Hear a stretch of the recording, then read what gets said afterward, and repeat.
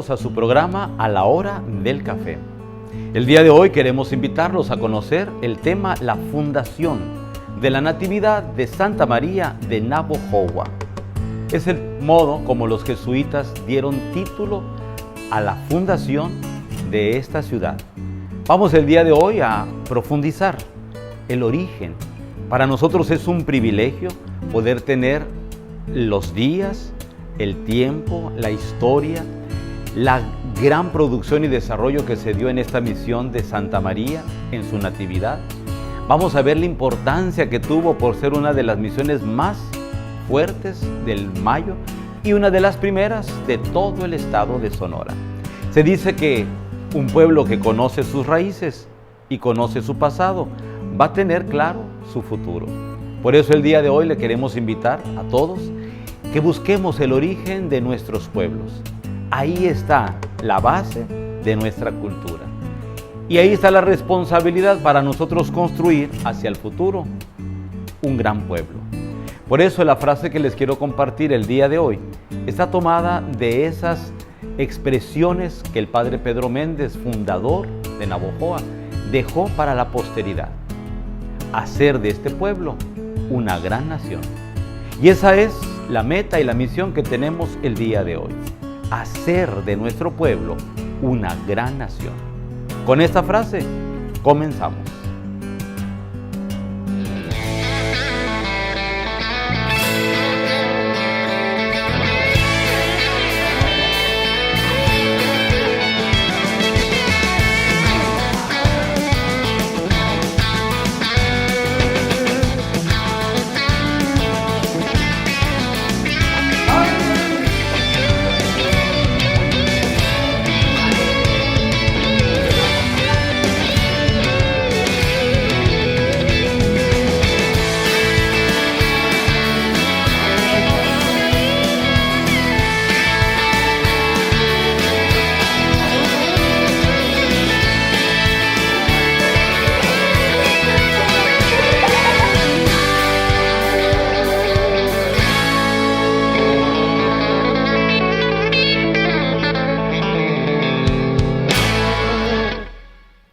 Estamos en un tema muy especial, padre.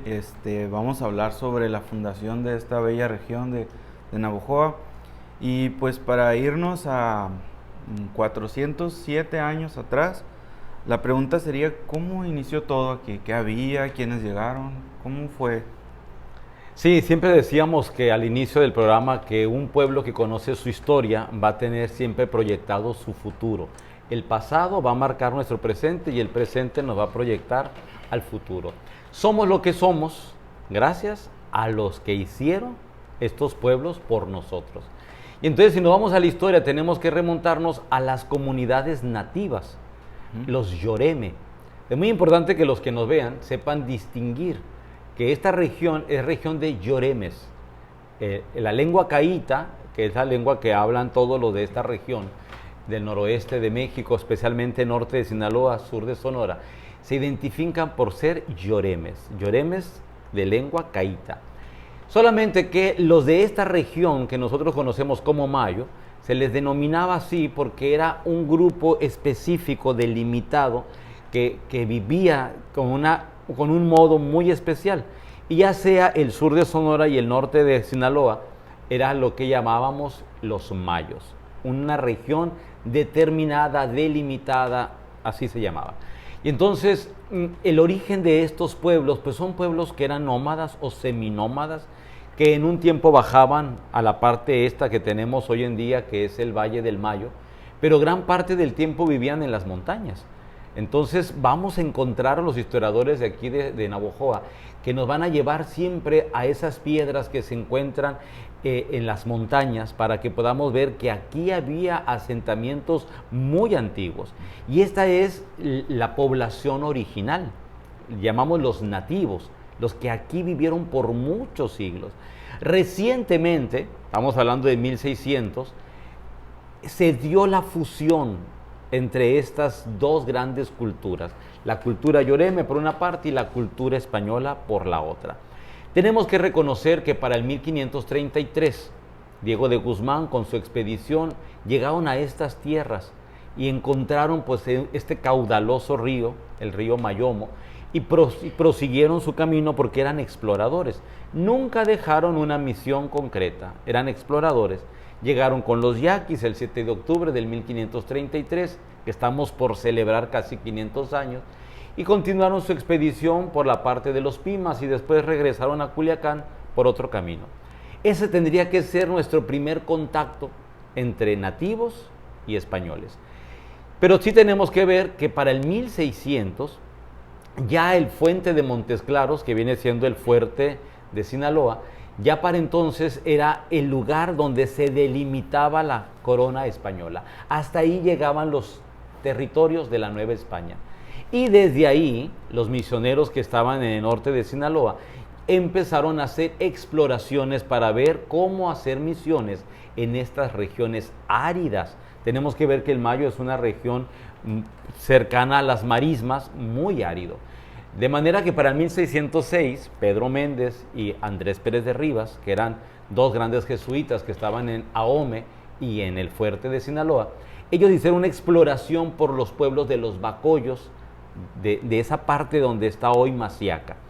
Y entonces se exploraron, vieron que ahí no era el mejor lugar para hacer una misión, porque no había río.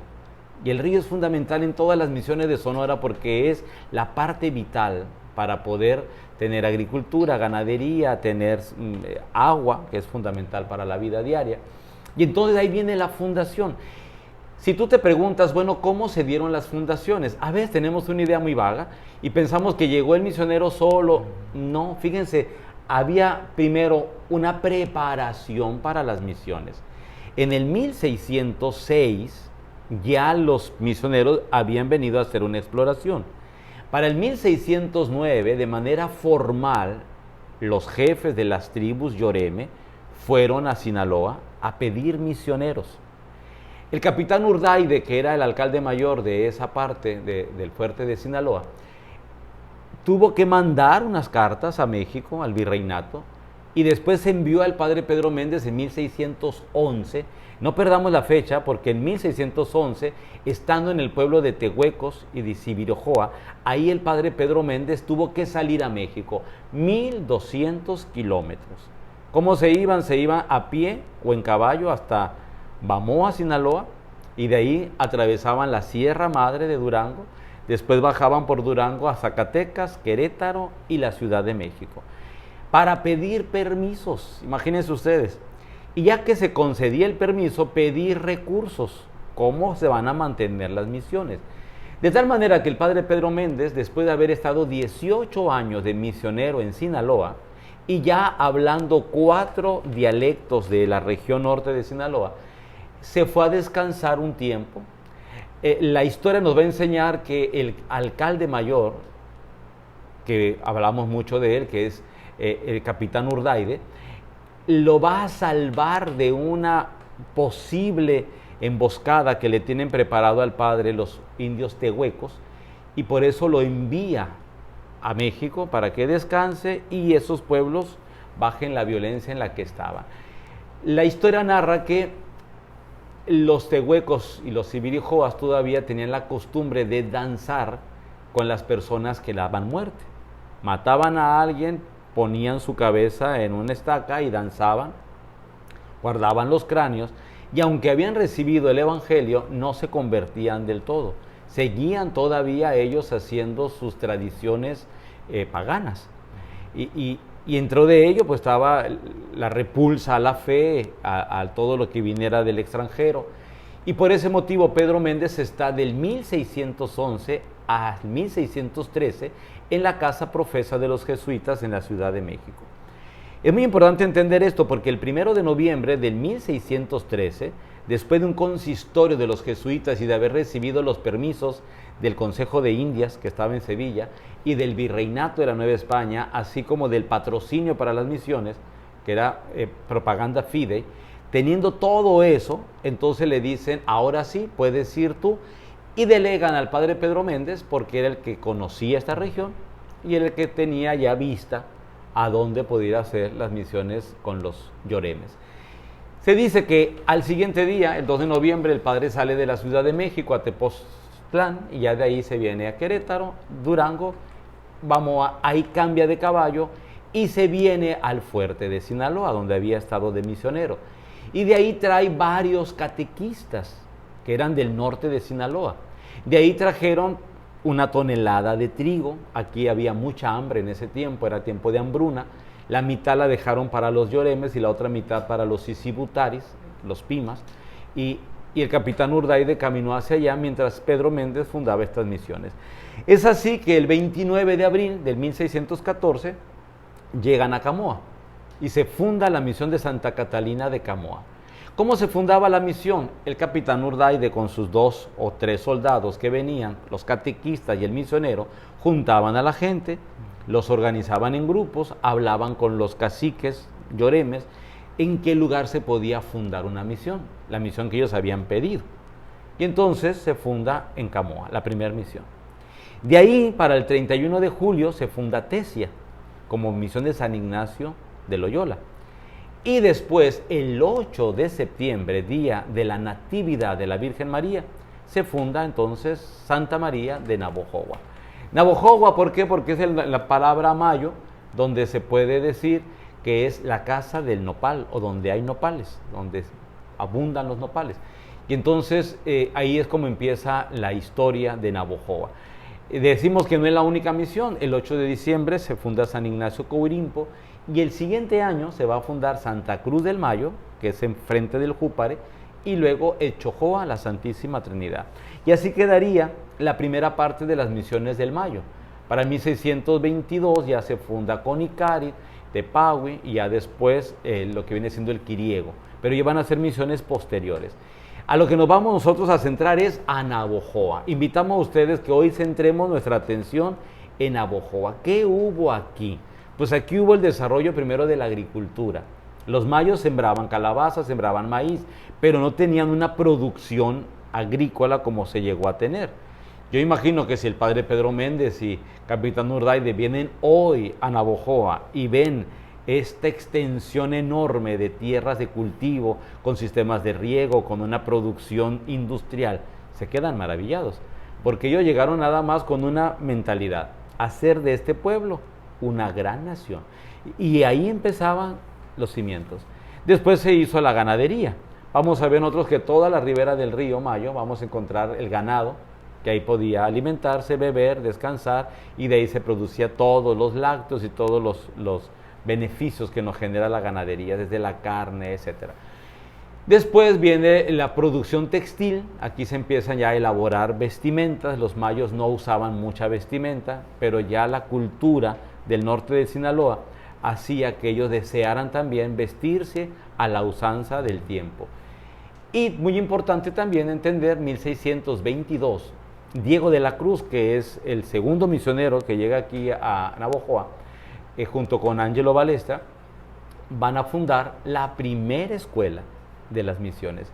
Y yo subrayo este dato histórico porque posiblemente no lo sabemos, pero la primera escuela en todo Sonora se fundó en Navojoa, 1622. Vamos a cumplir el próximo año 400 años. Y tenemos que subrayarlo. Navojoa es una ciudad, hasta el día de hoy, productora, por llamarlo así, de muchos instructores, maestros. Hay escuelas de maestros, y muchos de estos maestros están a lo largo de todo el país. Y entonces, qué importante descubrir que el origen es que la primera escuela de Sonora estuvo aquí. Y aquí concentraron a todos los jóvenes de las distintas misiones para que aquí aprendieran el latín, la liturgia, también la agricultura, la ganadería. Recuerden que no era solamente el sistema misional instruirles en la fe, también era enseñarles a vivir, que es una de las cosas fundamentales de hoy en día. Y también debemos de recordar que los que venían de misioneros eran catedráticos de universidades de Europa.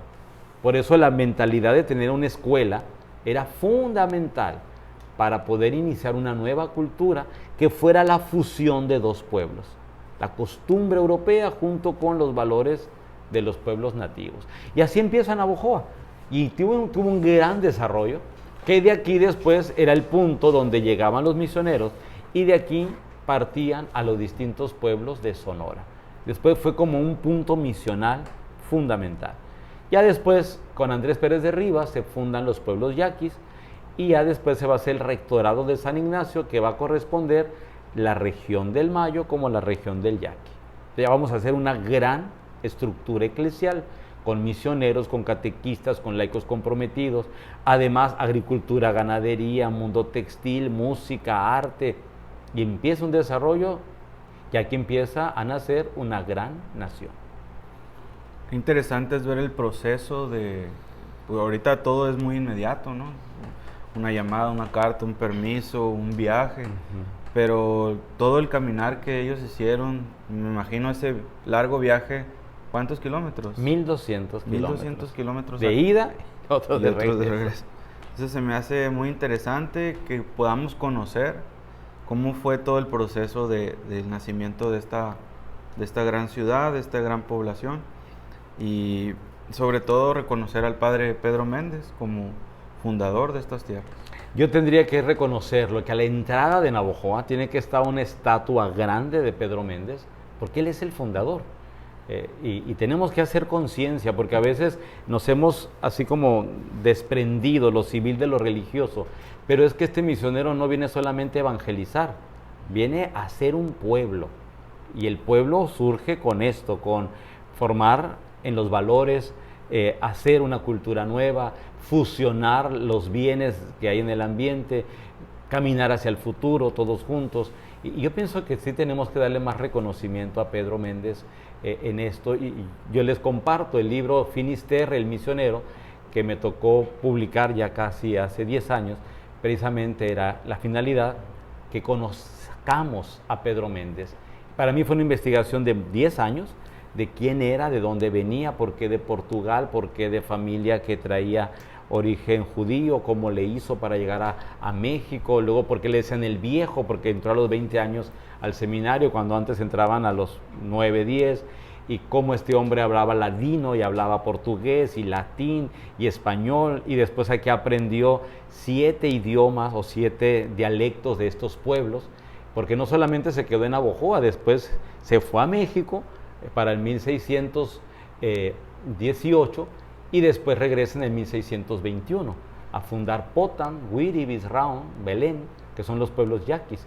Y después del 1626, a la muerte del capitán Urdaide, a él lo destinan a Zaguaripa y funda la misión de Zaguaripa, de Bacanora, Batú, Caribechi, todos esos pueblos de los Pimas, de manera que fue un hombre incansable. Fue ermitaño en Sinaloa en sus últimos días, regresó a Tepozotlán, donde había estudiado teología, y muere en la casa profesa en la Ciudad de México a los 88 años. Un hombre súper productor, fundador de las Misiones del Mayo, del Yaqui y de la Sierra. Entonces, ¿cómo no reconocerle a este hombre? Sabemos que los aplausos se los lleva siempre el padre Quino, porque el padre Quino es posterior, un siglo después. Para los que conocemos la historia, sabemos que Quino viene a coronar lo que inició Pedro Méndez. De manera que el mérito lo tenemos que reconocer a los dos, pero el fundador de las misiones primeras en Sonora es Pedro Méndez. Y al padre Quino le toca descubrir muchas cosas en el norte de Sonora, pero no es el iniciador. Y yo me atrevo a decir que no podemos catalogarlo como el más grande, porque hubo muchos muy grandes, que están desconocidos hoy, que están enterrados. Por ejemplo, el padre Van der Sipe, fundador de Onabas, Movas, fue un hombre impresionante en su trabajo. Lo atacaron con flecha, le dejaron marcada la pierna el resto de su vida y siguió evangelizando Movas, Nuri, toda la parte de Tonichi, misioneros grandes, que dices tú, pues no solamente fue el padre Quino, lo reconocemos sí, pero tenemos también que reconocer a los que están olvidados y que también aportaron. Yo estoy haciendo una investigación ahora porque estoy elaborando un material que quiero después publicar para ustedes, Misiones y Misioneros, que ya lo pueden ver en YouTube, alguno de estos programas, o también en podcast para escucharlo como narraciones. Y después quiero presentárselos como libro, donde van todos los datos históricos. Y aquí me interesa mucho que sepamos descubrir quiénes estuvieron, en qué misión, quiénes fundaron qué pueblo, para tener conciencia de que tenemos una historia de 400 años marcada. En esta cultura nueva, ¿no? Estamos hablando de la cultura de la fusión española y nativa, pero que le tenemos que dar un reconocimiento a quienes iniciaron, porque a nosotros también hoy nos toca iniciar una nueva etapa para los próximos 500 años. Si estos misioneros tuvieron visión de futuro, nosotros también tenemos que hacer de este pueblo una gran nación. Después, para los años de 1700, padre, vemos que hay una expulsión de los jesuitas que salen de los pueblos. Entonces, ¿cómo fue todo este proceso? ¿Quiénes intervinieron? ¿Y cómo fue que llegaron a que los expulsaran desde los territorios? Sí, porque decimos, ¿cómo que los expulsaron? Ajá. ¿Por qué motivo? Tenemos que recordar que estas misiones ya habían desarrollado mucho agricultura, ganadería, desde el río Mayo hasta la parte de Arizona. El padre Quino, que nos habíamos quedado hablando de él, ya visualizaba las misiones de California, del Gila y de Arizona, y funda San Javier del Bagui, Huevabi, todos esos pueblos que fueron grandes misiones en Arizona. Y entonces empiezan los permisos por parte del virreinato de explotar minas. ¿Qué pasaba con los jesuitas? Los jesuitas tenían dos permisos especiales. Primero, en las misiones no se pagaba el tributo al rey, o sea, no se cobraban impuestos. Y por otra parte, tenían el permiso del Papa de no cobrar diezmos a los templos, porque eran campos misión, no eran parroquias. Pertenecían territorialmente a la diócesis primero de Guadalajara y desde el 1620 a la Nueva Vizcaya, que viene siendo Durango. De tal manera que eran misiones donde les quedaba muy lejos a las diócesis cabecera venir hasta acá. Del que se supo que vino a este recorrido de visita pastoral en el 1620 fue al obispo de Durango, apellidado Hermosillo. Y él vino, se enfermó, en el camino murió y ya no hubo otra visita pastoral. Eran lugares muy lejanos. ¿Qué sucede? Que cuando empiezan a explotar las minas, tenemos que recordar que en el 1630 hubo una misión en Álamos, que no era el mineral de Álamos que después conocemos, una misión como otras que hubo en el Mayo, que no dejó mucho rastro, pero ya con el pasar del tiempo y la explosión de la plata y de las minas, pues el capitán Terán viene a fundar la mina real de la Inmaculada Concepción de Álamos. Y entonces ya estamos hablando de 1684 y lo tenemos datado porque el padre Quino pasa por estas tierras, presenta los permisos al capitán, desde Conicarid escribe cartas a España y de aquí le dicen, ¿sabes qué? Ve y preséntate a Cocóspera, presenta las cartas legales, porque ahora la frontera de Sonora está en San Juan, que viene siendo Cumpas, un pueblo que es cercano a Cumpas. Y el padre Quino va hasta allá y entonces se queda como misionero en Cocóspera cuando originalmente iba a fundar Guaymas. Entonces toda esta historia que marcamos es para poder decir, ya había pueblos que tenían un gran desarrollo como La Aduana, como Álamos y Batacosa, y ahí empiezan los pueblos mineros. ¿Qué pasaba? Los misioneros jesuitas no permitían que a los nativos de las misiones, los españoles, los trajeran como esclavos a trabajar a las minas. Las misiones tenían su propia autonomía. Cada día trabajaban, un día para la parroquia o para la misión, otro día para la comunidad, de manera que lo que levantaban de cosecha, de ganadería, de textil, todo, era para ellos y para la misión. ¿Y la misión para qué los quería? Para la misión poder iniciar otra misión en otra comunidad. Y así llegaban los misioneros con ganado, con semillas, con desarrollo, con cultura, educación. Era un progreso impresionante. Esta época de las misiones tenemos que reconocerlo. Fue un tiempo de mucho trabajo, desmontar, abrir caminos, abrir surcos, y todo eso lo hizo nuestra gente. Con la minería, entonces, vienen los conflictos y dicen, bueno, ¿por qué los misioneros están impidiendo que la mano de obra gratis de los nativos hagan posible el desarrollo de la minería? Y empiezan los conflictos. Llegan los conflictos hasta el rey Carlos III de España, Borbón, y el rey empieza a tomar partido. Hay muchas intrigas al interior de la corte de los Borbones de España, y el punto que generó el caos es decir que los jesuitas habían afirmado que Carlos III era un hijo bastardo.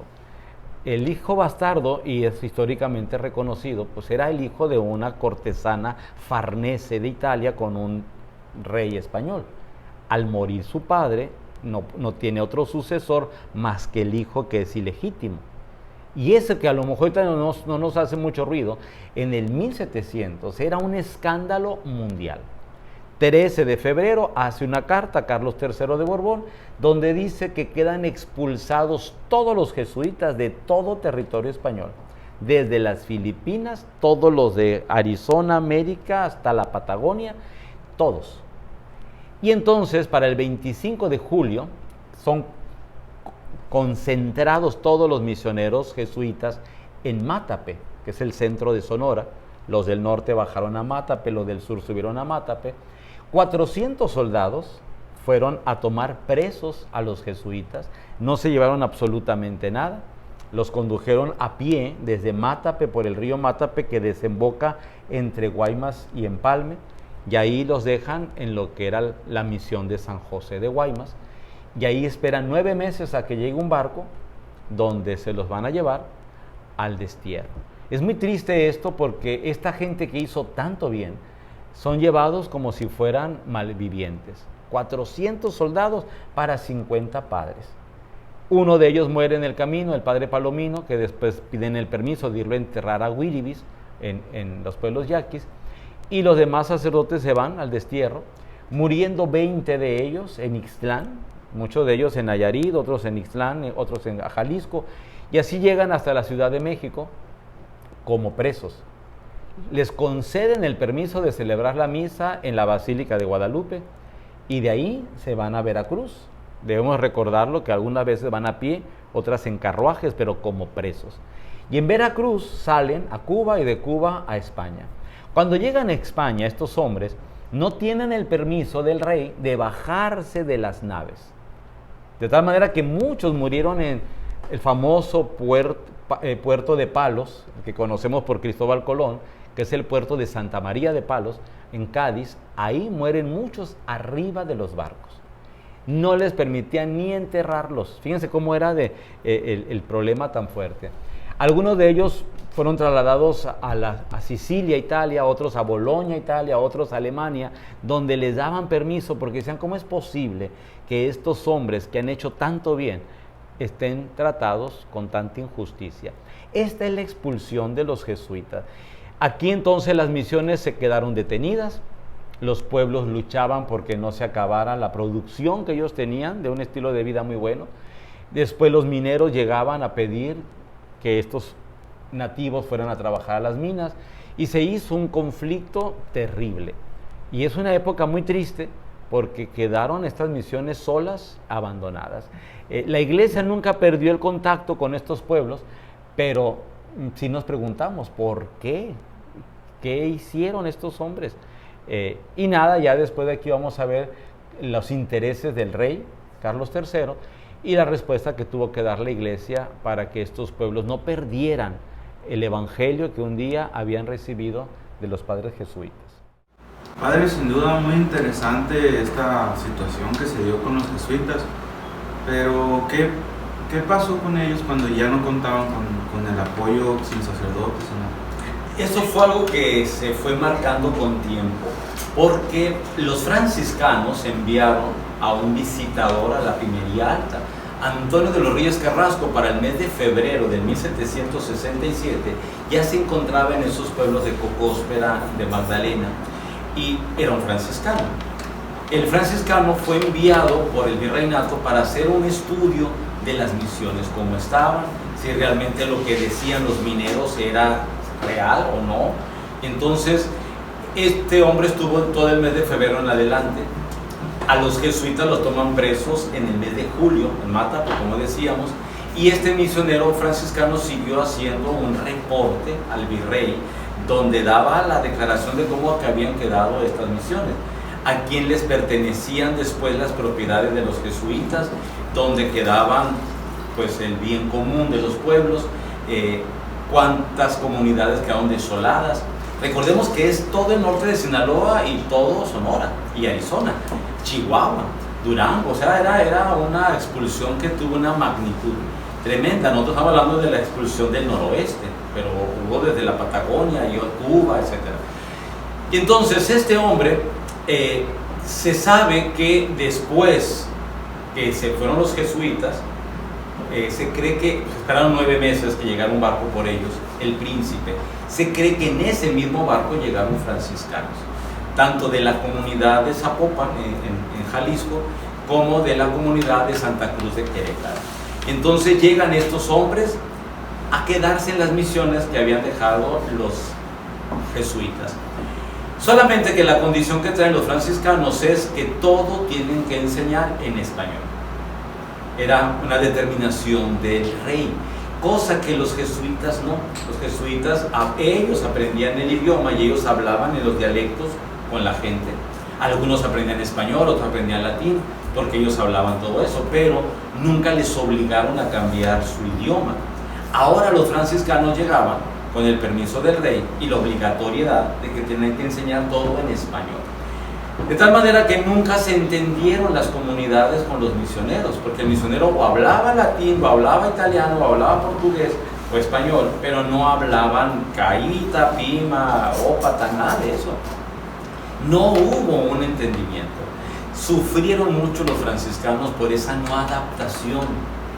Permitieron que algunos de estos pueblos trabajaran en las minas. Entonces se hizo un problema terrible. Estamos hablando de 1767 hasta el 1784. Es un tiempo bastante, donde en el tiempo preciso se nombra un posible obispado para Sonora, Sinaloa y las Californias. Y ahí aparece como candidato Antonio de los Reyes Carrasco, el visitador franciscano que vino de Querétaro. Él sugería que estos pueblos ya deberían ser nombrados diócesis para que fueran parroquias. Entonces es interesante esa fusión. ¿Por qué? Porque el tiempo de los franciscanos fue corto, del 1768 al 1783, fue poco tiempo, pero no hubo un entendimiento. De hecho, entre ellos estaban divididos en la custodia de San Carlos, que pertenecía a Sonora, la custodia de San Fernando, que era todo lo de Texas, la custodia de Querétaro, de la Santa Cruz, la custodia de Jalisco. Entonces ellos estaban estructurándose entre ellos. Y eso, pues, las comunidades nativas de aquí, pues, no vieron resultados. Y además eran pocos, no eran tantos como los jesuitas que se habían ido. ¿Y este obispo, cuál es su trabajo aquí? O sea, ¿cómo surgió?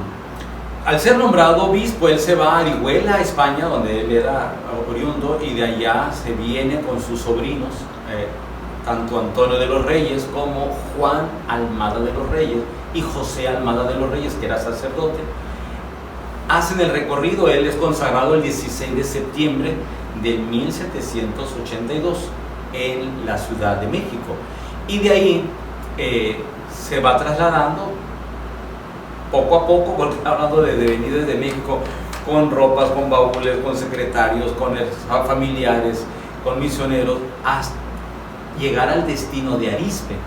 Pero resulta que en el fuerte de Sinaloa hubo una tormenta, creció el río, las maletas que traían nunca llegaron, se hospedaron en Tapizuelas, y ahí en Tapizuelas conocieron a la familia Alvarado Salido. Cuenta la historia que el sobrino del obispo, Antonio Almada de los Reyes, se enamora de la jovencita de Tapizuelas, que era la hija del dueño de las minas, y este joven sabía hacer la alienación de la plata, de manera que vieron conveniente hacer una relación de noviazgo, y el obispo ya llega a Álamos el 1 de mayo de 1783 como obispo de Sonora, Sinaloa y las Californias. Tenía que ir a Arizpe, pero él decide que en Álamos va a tener la sede episcopal. Sabemos que va a Arizpe porque el 2 de octubre de ese año, 1783, pasa por Guaymas y nombra la parroquia de la Villa Real de San Fernando. Y de ahí pasa a Pitic, que hoy es Hermosillo, y después llega a Ures y llega a Arizpe. Hace todo ese recorrido, que es una visita pastoral, y de regreso ya tiene bien definido que él se va a quedar como sede en Álamos. Recordemos que era la parte central entre todo Sinaloa y todo Sonora. No podemos hablar lo mismo de las Californias, porque quedaban, pues era toda la Baja California y la California de Estados Unidos. Pero él lo puso la sede ahí. Vive 7 años como obispo, desarrolló la educación, desarrolló el Tratado de los Pueblos, pero tenía muy pocos sacerdotes. Entonces había nada más parroquia en Álamos, que era la sede episcopal, parroquia en Guaymas, parroquia en Pitic, que hoy es Hermosillo, Ures.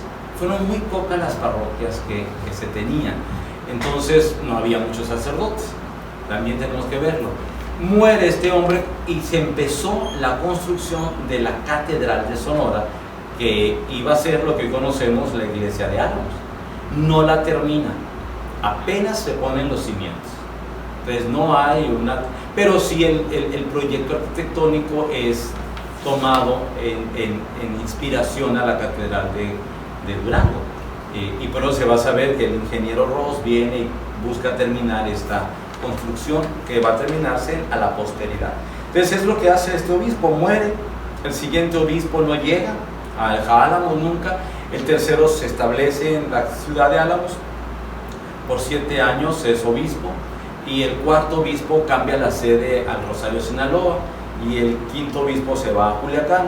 Y entonces ya vamos dándonos cuenta que se va desprendiendo cada vez más la sede episcopal de Sonora y se va quedando en Sinaloa. Entonces estamos hablando de que si el obispo está en Culiacán, qué difícil va a ser nombrar un párroco en Moctezuma, o en Cumpas, o en Bacerat, que está lejesísimo, o no se diga Pitic, Aborca, Santana, Magdalena.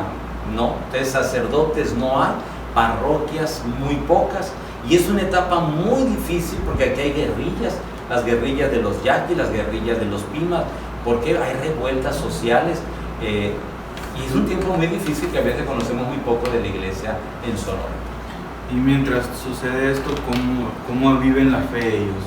Surgen ahí las campañas de todas estas festividades religiosas, y ¿qué sucede? Sí, al no tener sacerdotes, las comunidades ya estaban organizadas por el cobanaro, que es el dirigente de toda la comunidad, el alférez, que es el que se organiza de los bienes y también de la organización civil, y todos los fiesteros. Ahí entran cantoras, cantores, fariseos, matachines, cantidad de gente que ya está organizada para celebrar la Pascua, para celebrar, pasando la Cuaresma, ¿no?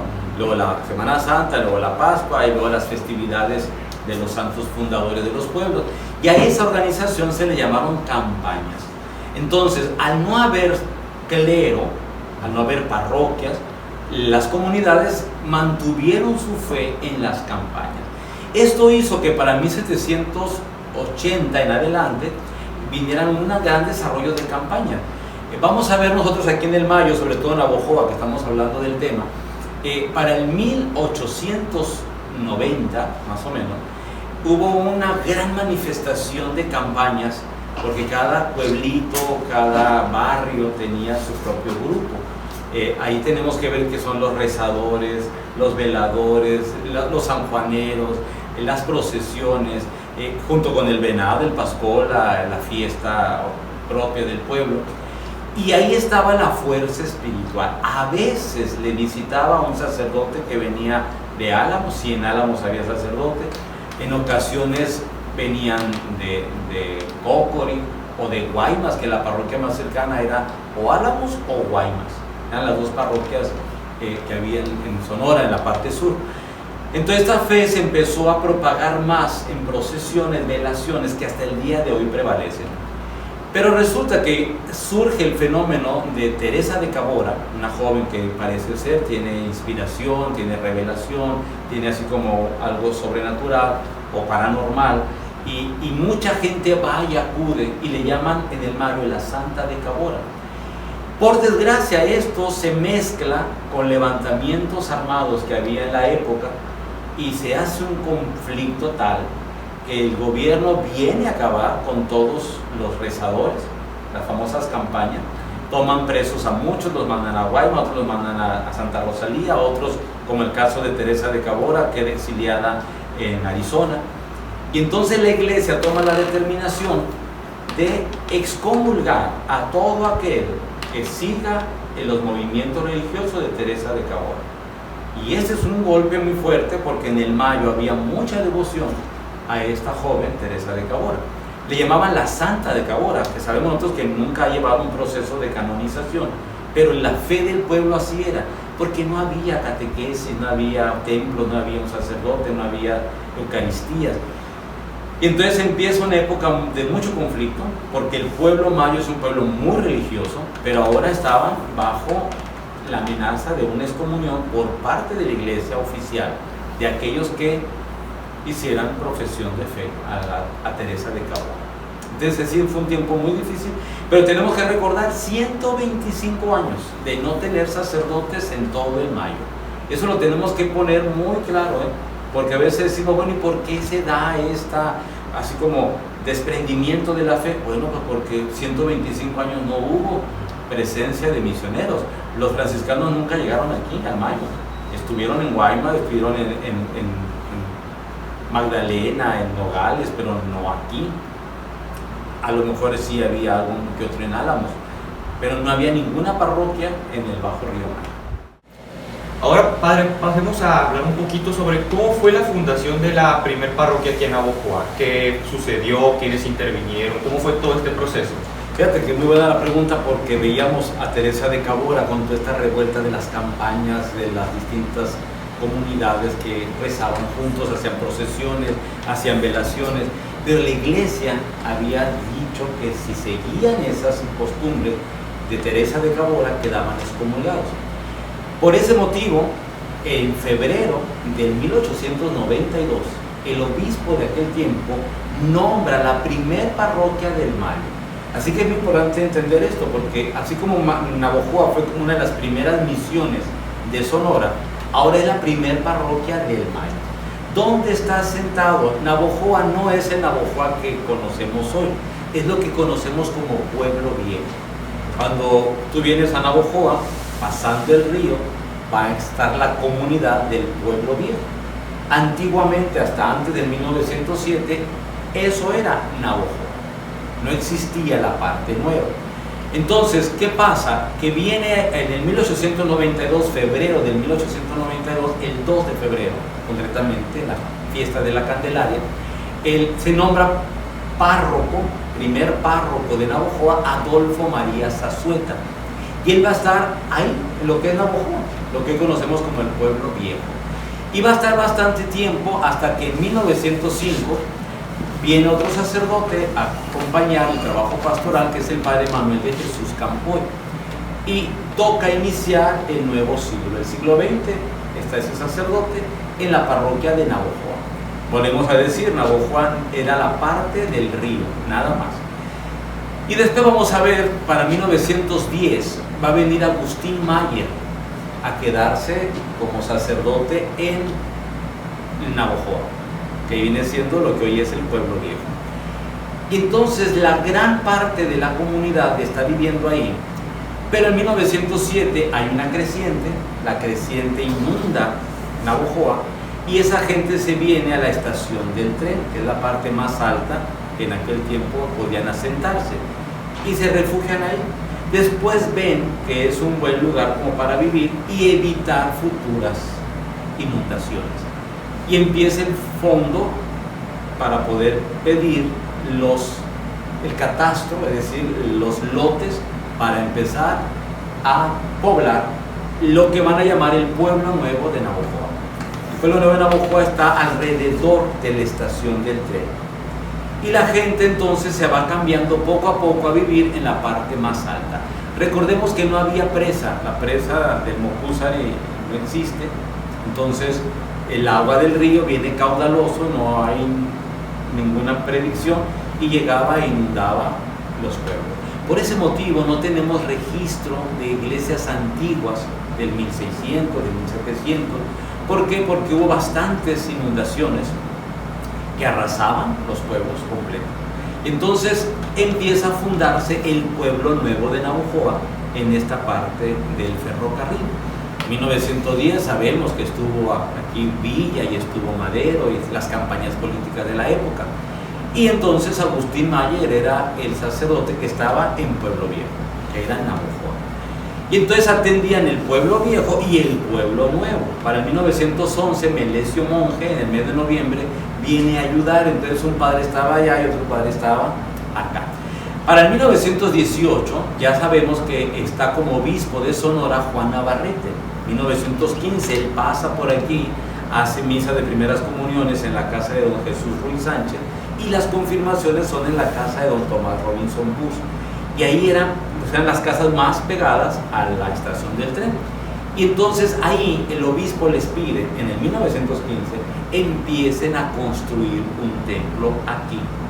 Y entonces empieza un patronato y junto con este padre, Melesio Monje, empiezan a trabajar y el padre Antonio Islas en la construcción de lo que va a ser el templo del pueblo nuevo de Navojoa.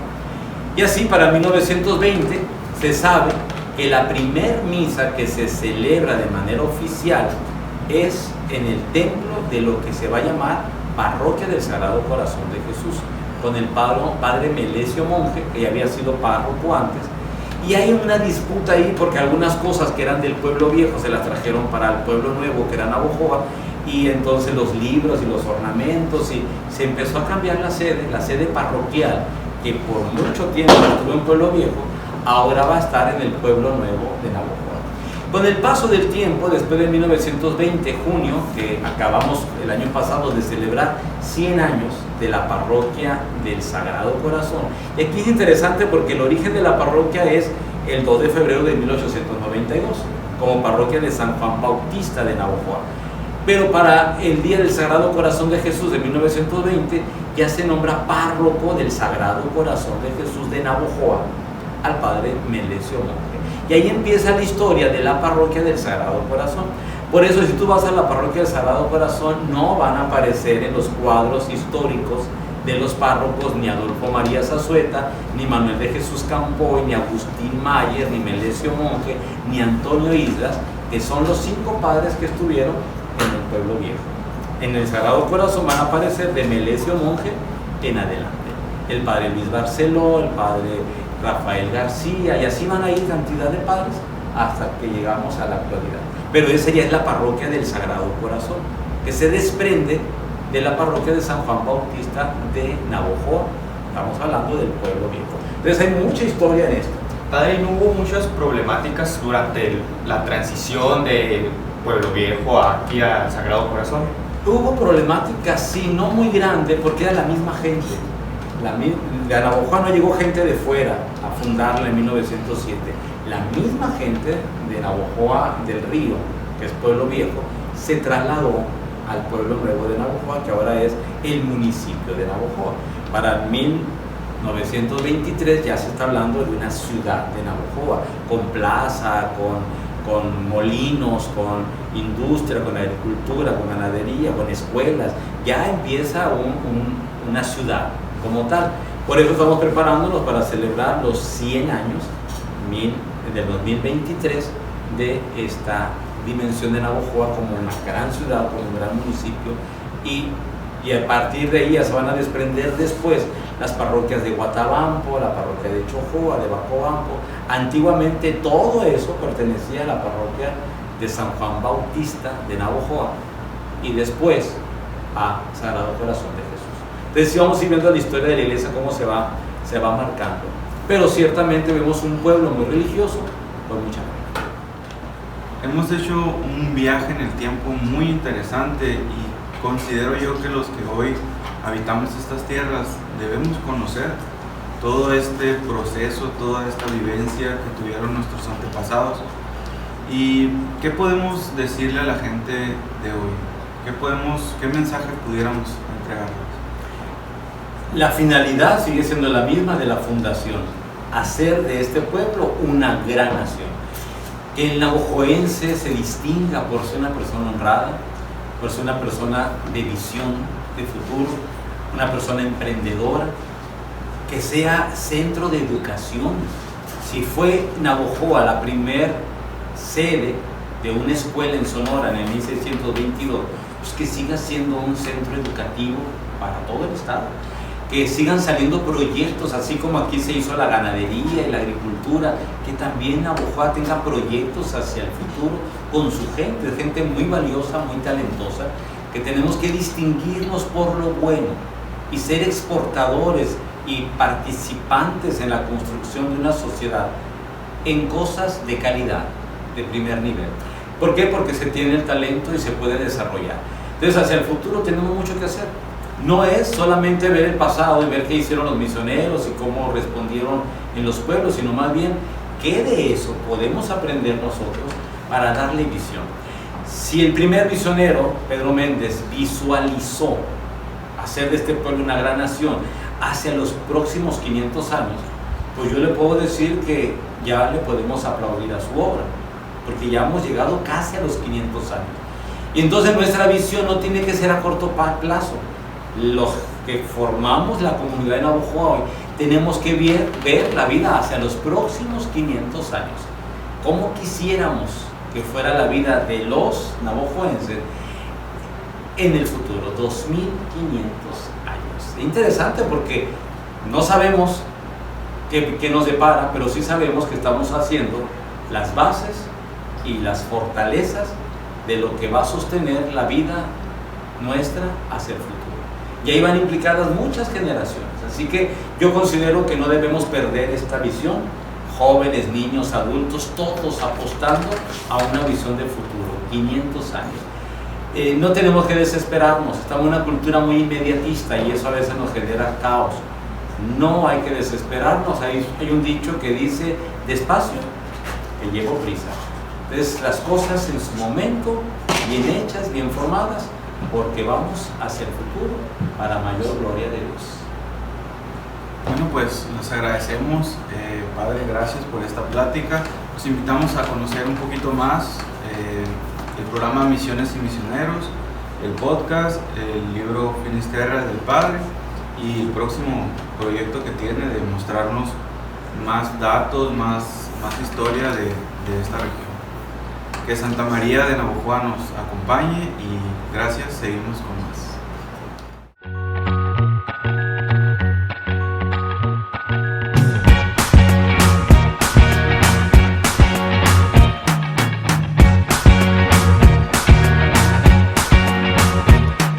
I can't forget the day we met. Your eyes so blue, me pressing through. I can't forget the day we met. Your smile so bright, it made me swoon. Our love is like a summer's day, hot and endless in a magic way. Whenever I see you, all I can think is my summer love. Been waiting for you, my love. My summer love. Been waiting for you, my love. I can't forget the day we met. You looked so fly in your red Corvette. Your hair, your look, your everything. When I see it all, I knew that you were mine. I'm in love with your hair, your lips, your silhouette in the moonlight shine. With my love you won't ever be alone. My summer love, been waiting for you, my love. Completely a fool, been waiting for you.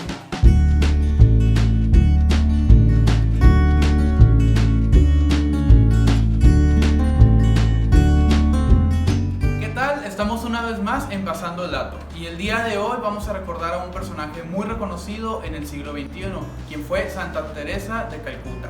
Comenzamos. Agnes Gonza Boxiu nació el 26 de agosto de 1910 en la capital de Skopje, actualmente Macedonia. Al estar en una familia católica realizó su primera comunión a los 5 años y a los 6 su confirmación. A los 18 años ella respondió su llamado y entró a la congregación de las Hermanas de Loreto. Y conocemos que fue en persona muy entregada al servicio de la gente que más carecía. En 1929 llega a Calcuta, India, para ser docente de las alumnas del colegio St. Mary. Se sabe que durante su vida fue reconocida por múltiples personalidades, por ejemplo el Papa Juan Pablo II. Ella en 1979 se le otorgó el Premio Nobel de la Paz y en el 97 fue a Washington D.C. para recibir la Medalla de Oro del Congreso. Y en Calcuta, India, el 5 de septiembre de 1997 falleció. Y actualmente ya son 24 años de su fallecimiento y el 4 de septiembre de 2016 fue canonizada por el Papa Francisco. Y bueno amigos, esto fue lo que les presentamos el día de hoy en Pasando el Dato. Esperamos les haya gustado y los dejamos con más de A la Hora del Café.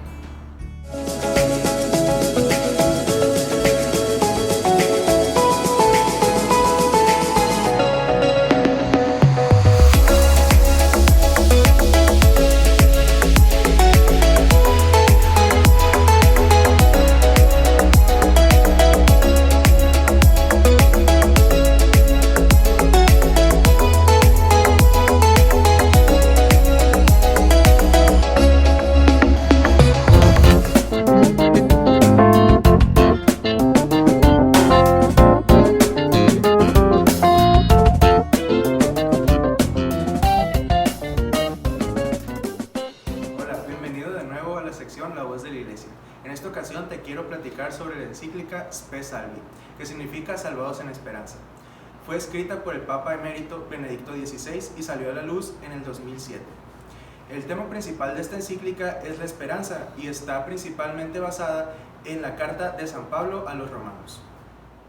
En este documento el Papa nos habla sobre un mundo de sombras, un mundo actual en el que estamos rodeados de pobreza, de hambre, de problemas ambientales y económicos, en el que las personas están empezando a rendirse, a perder la esperanza.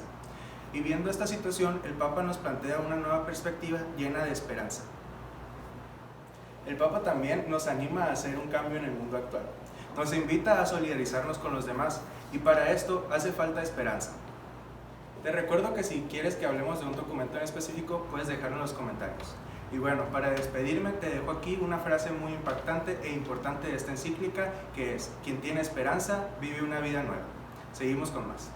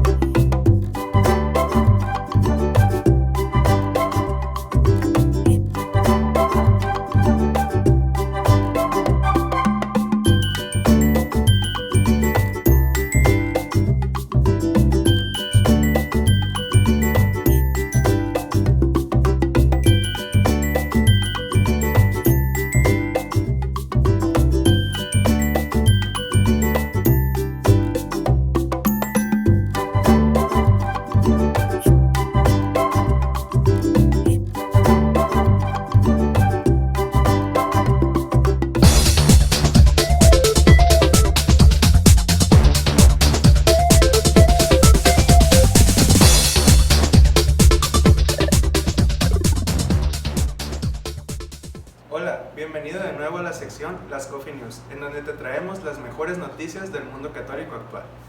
Bueno, Diego, para empezar, les contamos que el 8 de septiembre se llevó a cabo la ordenación sacerdotal de los nuevos 3 sacerdotes de nuestra diócesis. Tenemos a Andrés Mendívil, que quedó como vicario del Santuario de Guadalupe en Ciudad Obregón. Tenemos a Mario López, que quedó como formador del curso introductorio en el Seminario de Obregón. Y por último, tenemos a Fernando Solorio, que quedó como vicario en el Sagrado Corazón de Jesús aquí en Navajo. Creo que este fue un gran acontecimiento para nosotros como iglesia y sigamos orando por ellos para que sean buenos guías para nosotros y sigamos orando por todas las vocaciones. En otras noticias, Paulina, te comento que recientemente el Papa Francisco salió a la Plaza de San Pedro a realizar una oración por la situación que está viviendo el país de Afganistán. Pidió que a todos los países que reciban a los refugiados afganos y sobre todo enfatizó mucho en que los niños afganos reciban una educación de parte de esos países. Y bueno, estas han sido las noticias más relevantes por el día de hoy y nos vemos a la próxima en Las Coffee News.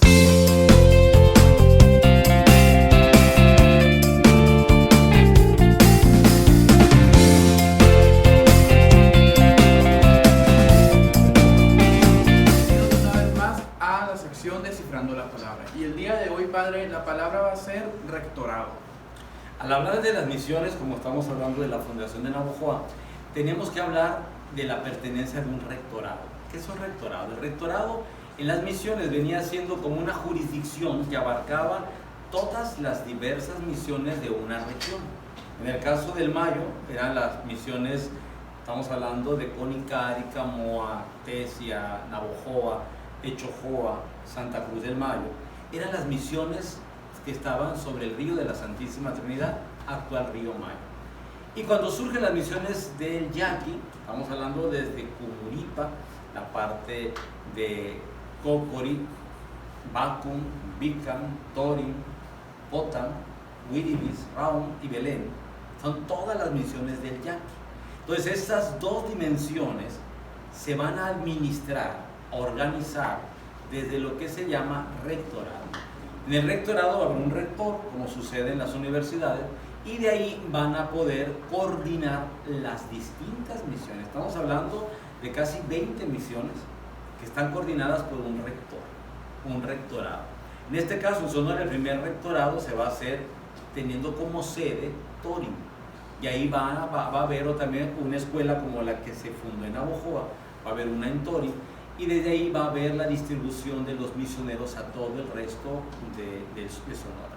Entonces es el primer rectorado que existe en Sonora, que se llama Rectorado de San Ignacio de Loyola o Rectorado de San Ignacio del Yaqui. Ya después los jesuitas van a tener el Rectorado de San Francisco de Borja, en la parte de Zaguaripa como sede, después el Rectorado de San Francisco Javier, en la parte de las comunidades Pimas, después el Rectorado de los Santos Mártires del Japón, toda la región Ópata, y después el Rectorado de Nuestra Señora de los Dolores en la Pimería Alta. Todos estos rectorados van a ser después lo que administren, coordinen el trabajo de las misiones de Sonora. Así que es muy importante el papel que se dio en los rectorados, puesto que no eran parroquias y pertenecían a una jurisdicción misional que trabajaban dentro de una diócesis. Así que para el día de hoy creo que es muy bueno saber que el trabajo de los misioneros no era un trabajo desordenado, tenía todo un sistema, toda una jurisdicción, un orden, una administración a la que le llamamos rectorado. Ok, Padre, muchas gracias por esta nueva definición de esta palabra que agregamos a nuestro conocimiento. No te despegues, que seguimos con más.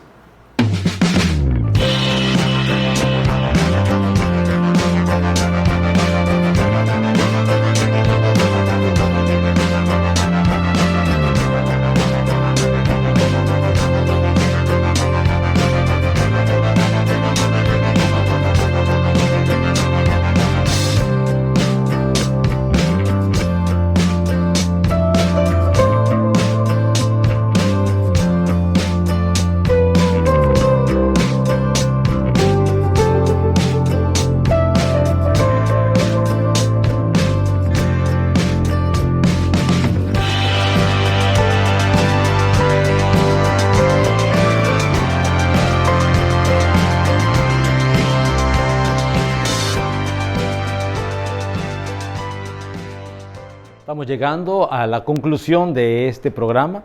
Queremos compartirlo con ustedes, que ustedes a su vez lo compartan con la familia, con los amigos. Hay mucha gente que es de Navojoa y vive en otros lugares del país o del mundo. Compártanlo, porque conocer la historia de nuestra comunidad, conocer el proceso de gestación, de desarrollo de un pueblo que celebra 400 años de estar vivo y presente y que tiene una proyección de futuro atractiva. Creo que es bueno hoy, principalmente, darle gracias a Dios.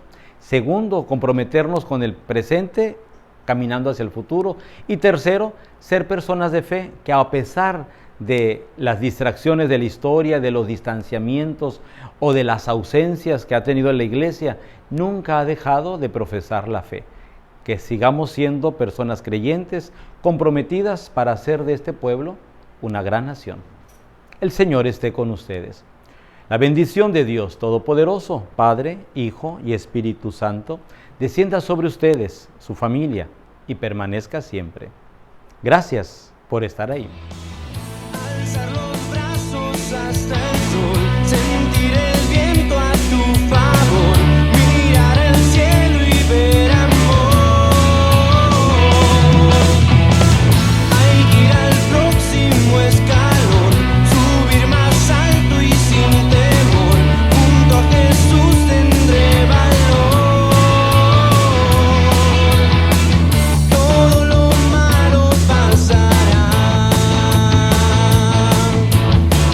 encontraré la libertad. Corre, vive, aprende y juega, todo es posible. Jesucristo dio su vida para que fueras libre. Tienes todo aquí en tus manos, no lo desperdicies. Cristo es el único amigo que nunca se rinde.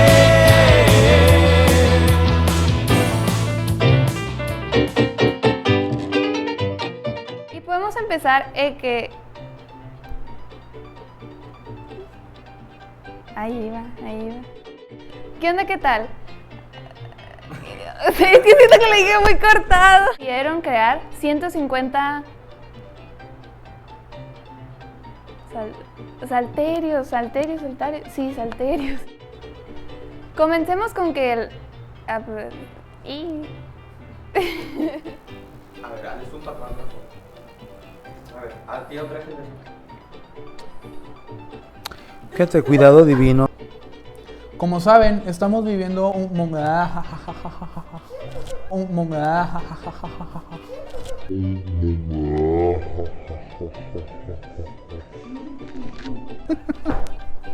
y nosotros como persona debemos de darnos a la tarea. Como saben, estamos viviendo Como saben, estamos viviendo momentos un tanto en la parroquia, en nuestros hogares o en ciertos puntos de las ciudades.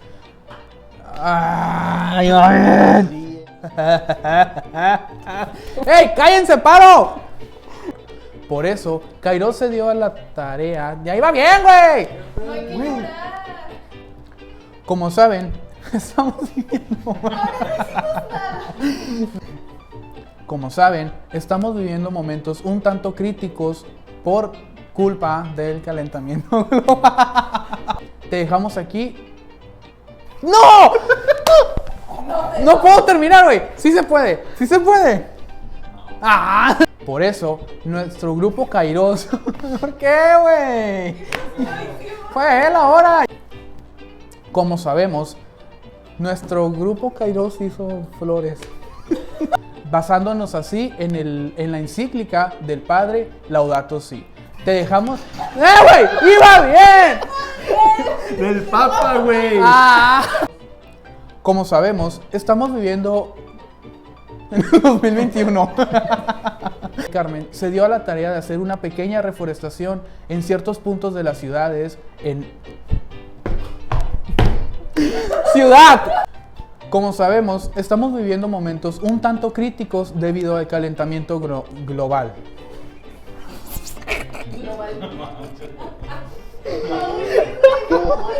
Te dejamos aquí unas imágenes del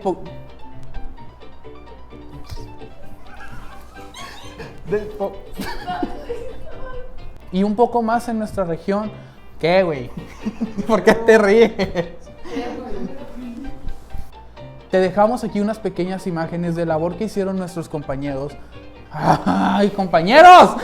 ¡Dios mío de mi vida! ¿Por qué me está pasando esto? Te dejamos aquí unas imágenes de labor que ellos hicieron, basándonos así, güey.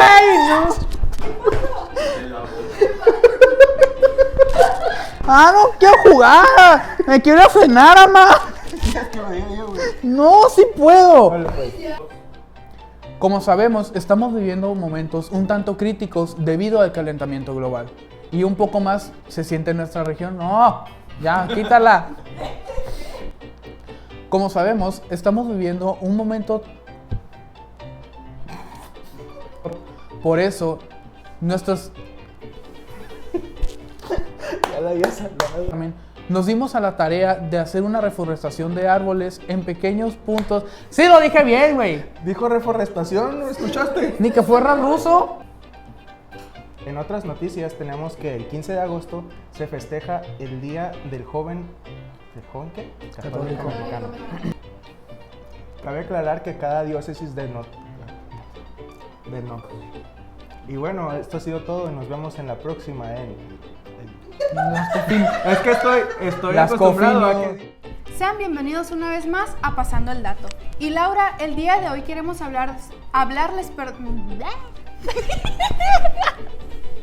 les vamos a hablar acerca...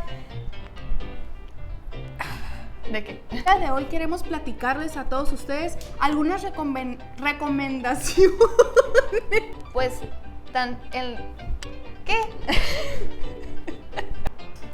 Padre, y como usted ya lo mencionó, quienes están en la tercera edad debe de ser una etapa de mucha felicidad.